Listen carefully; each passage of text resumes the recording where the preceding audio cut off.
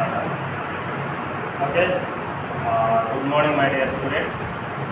Today we are going to solve some problems on transmission lines. First of all, what is a transmission line? Transmission lines are the means of transfer of information or energy or power from one point to another point. That is, transferring of information from source to destination or from generator to load.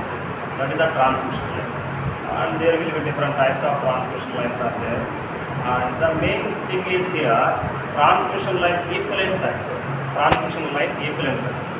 In transmission line equivalent circuit consisting of primary constants as well as secondary constants. Primary constants of transmission lines are resistor, inductor, capacitor and conductance.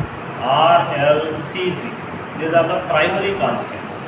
So each and every transmission line consisting of these are the primary constants. And coming to the secondary constant, there are two parameters of secondary constants.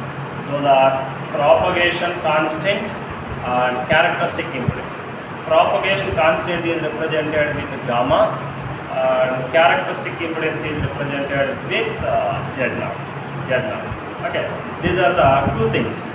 Here secondary constants are very important because secondary constants are depends on the primary constants.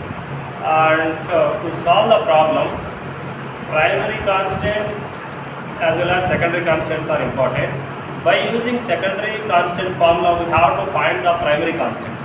What are the formulas of the propagation constant and characteristic impedance? The propagation constant is represented with gamma and its formula is square root of r plus j omega L into g plus j omega c. Gamma equal to square root of r plus j omega L into g plus j omega c. So this is the formula for propagation constant.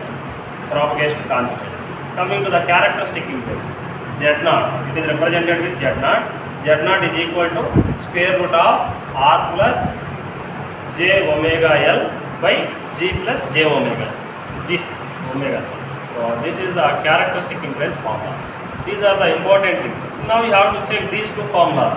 These two formulas consisting of primary constant R, L, C and Z. So in this way, secondary constants are very important because of they will